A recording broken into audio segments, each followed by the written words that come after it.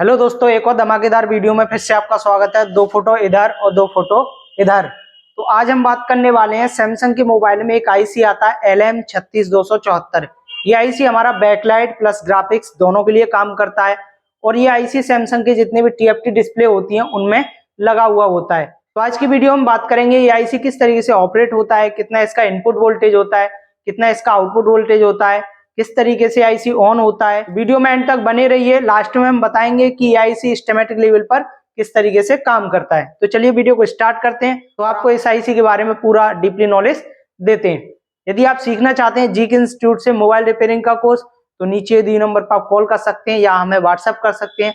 सारी जानकारी आपके व्हाट्सएप नंबर पर भेज दी जाएगी। तो चलिए वीडियो को स्टार्ट करते हैं। तो सबसे पहले मैं इस आईसी को आपको आइडेंटिफाई करना बताता हूं कि अगर आपके पास कोई भी मोबाइल आता है सैमसंग का जिसके अंदर TFT डिस्प्ले लगा हुआ होगा तो उसमें किस तरीके से आपको इस आईसी को आइडेंटिफाई करना होगा। तो चलिए बताते हैं ये आईसी आपको मदरबोर्ड में किस तरीके से आइडेंटिफाई करनी होगी, किस तरीके से पहचानना होगा।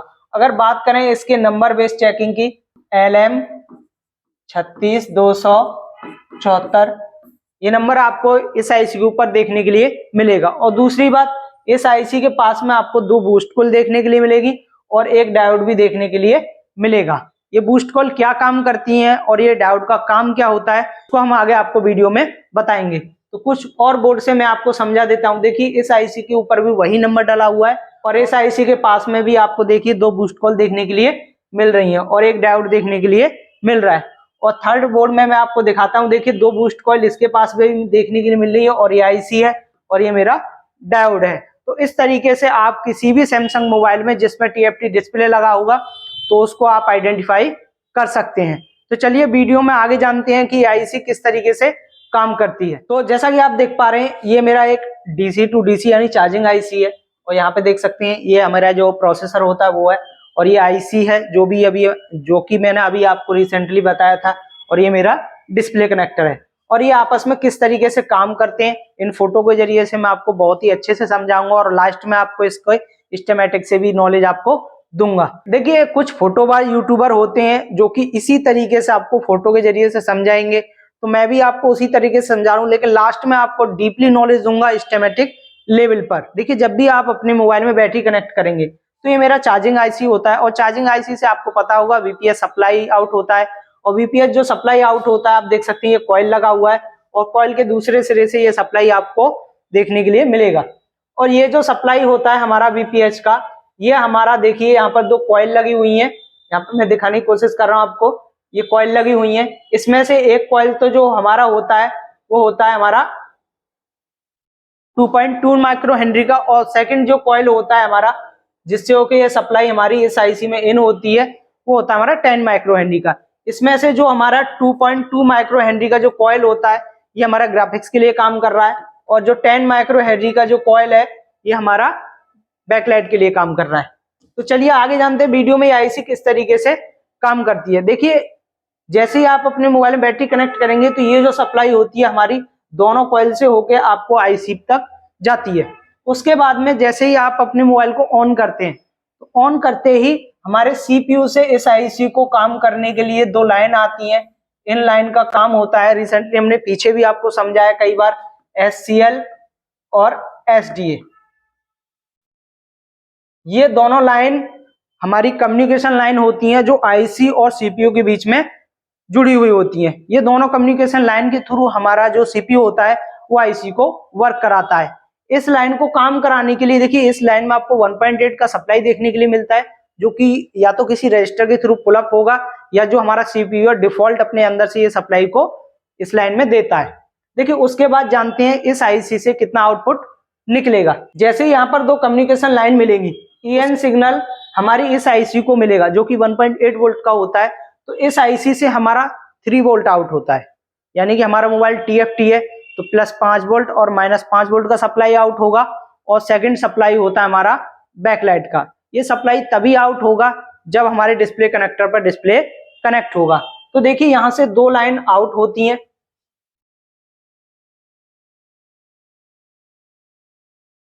एक लाइन होती है हमारी VSP के नाम से और दूसरी लाइन होती है हमारी VSN के नाम से। ये जो सप्लाई होती है ये -5 वोल्ट की होती है और ये जो सप्लाई होती है ये +5 वोल्ट की सप्लाई होती है। उसके बाद देखिए डायोड के दूसरे सिरे से हमारा तीसरा सप्लाई आउट होगा जो कि बैकलाइट कनेक्टर पर जाता है। ये जो सप्लाई होता है हमारा 20 से 30 वोल्ट का सप्लाई होता है जो कि बैकलाइट के लिए ऑपरेट करता है।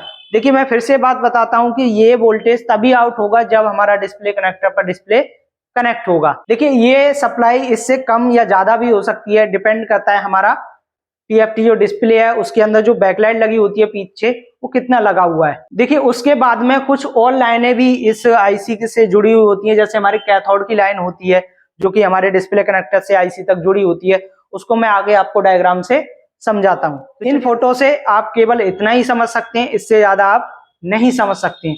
इससे ज्यादा अगर आपको सीखना है तो आपको स्कीमेटिक लेवल का नॉलेज होना चाहिए, इनपुट आउटपुट वोल्टेज का नॉलेज होना चाहिए, सिग्नल किस तरीके से काम करता है वो नॉलेज होना चाहिए, पुल अप क्या होता है, पुल डाउन क्या होता है ये आपको पता होना चाहिए। जिस आईसी पर भी काम कर रहे हैं उसके बारे में थोड़ा सा आपको पहले से नॉलेज होना चाहिए, तभी आप काम कर पाएंगे। अगर आप फोटो बाय यूट्यूबर से पढ़े हैं तो फोटो ही देखेंगे और उससे ज्यादा आपसे कुछ नहीं होगा। और जब भी आप रिपेयरिंग करने बैठेंगे किसी मोबाइल के ऊपर तो इसी तरीके से आपको फोटो निकाल कर रिपेयरिंग करना होगा। अगर बन जाए तो ठीक है, नहीं बना तो रिटर्न। तो मेरे पीछे देख पा रहे हैं ये उस आईसी का स्कीमेटिक लेवल पर डायग्राम है। अगर इस लेवल का नॉलेज आपको होगा तभी आप काम कर पाएंगे। मैं फिर से आपको रिपीट कर रहा हूं। देखिए हमारे पास थोड़ा सा समय की कमी है इसलिए मैं डायग्राम को अपने हाथ से नहीं बना पाया। ये एक स्कीमेटिक का डायग्राम है और उसी से मैं आपको समझाऊंगा। नेक्स्ट अगर हमारा वो डायग्राम कंप्लीट हो गया जो इस आईसी के ऊपर रेडी हो रहा है तो मैं आपको उससे भी आप एक बार एक्सप्लेन कर दूंगा। तो चलिए आगे समझते हैं। देखिए किसी भी आईसी को ऑपरेट होने के लिए सबसे पहले जरूरत होती है इनपुट वोल्टेज की, और बहुत सारे लोगों को पता है, बहुत सारे लोगों को नहीं पता कि किसी भी आईसी का जो इनपुट वोल्टेज होता है वो क्या होता है। तो देखिए यहाँ पर लिखा हुआ है VS/S यानी वोल्टेज सिस्टम। ये वोल्टेज सिस्टम का सप्लाई हमारी चार्जिंग आईसी से आउट होता है और ये सप्लाई हमारे मोबाइल में बैटरी लगाते ही बन जाता है। तो देखिए ये जो वोल्टेज सिस्टम का जो सप्लाई है ये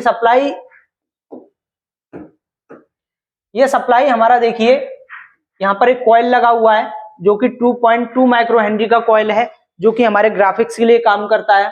और यही सप्लाई देखिए हमारा आईसी में इन करता है। यहाँ पर ये इनपुट वोल्टेज हो गया और ये कॉइल से जो हमारा जो वोल्टेज आ रहा है जो कि ग्राफिक्स के लिए होता है ये भी आईसी में इन करता है। देखिए यही जो वोल्टेज है यहाँ पे देख सकते हैं एक कॉइल लगा हुआ है जो कि हमारे 10 UH यानी कि 10 माइक्रो हेनरी, और ये सप्लाई हमारा देखिए जो स्विचिंग के लिए हमारी आईसी से जुड़ा हुआ होता है। अब देखिए इतना जो सप्लाई है आपको नॉर्मल ऑफ कंडीशन में चेक करने के लिए मिल जाएगी, यानी बैटरी लगाकर आप इस वोल्टेज को यहाँ पर चेक कर सकते हैं। देखिए उसके बाद जैसे ही अपने मोबाइल को आप ऑन करेंगे तो यहाँ पे देख सकते हैं SCL और SDA दो कम्युनिकेशन लाइन है जो कि हमारे CPU से इस आईसी के लिए आती हैं। ये दोनों कम्युनिकेशन लाइन इस आईसी को जो है कम्युनिकेट करती हैं यानी कि वर्क कराती हैं, और जैसे ही ये लाइन हमारी यहाँ पर आती है तो आईसी काम करने के लिए रेडी हो जाती है। उसके बाद में बैकलाइट का जो इनेबल सिग्नल मिलता है तो बैकलाइट के वोल्टेज आउट हो जाते हैं। इस डायोड के दूसरे सिरे से वोल्टेज आउट होता है और कुछ कैपेसिटर इसके आउटपुट में देखने के मिलेंगे जो कि हमारे 35 से 50 वोल्ट के कैपेसिटर होते हैं, और यही कैपेसिटर से फिल्टर होकर सप्लाई हमारी बैकलाइट के डिस्प्ले कनेक्टर पर चली जाती है। देखिए उससे पहले हमारा ग्राफिक्स का वोल्टेज भी आउट होता है जो कि होता है हमारा, देखिए यहाँ पे देख सकते हैं वोल्टेज पॉजिटिव और वोल्टेज नेगेटिव।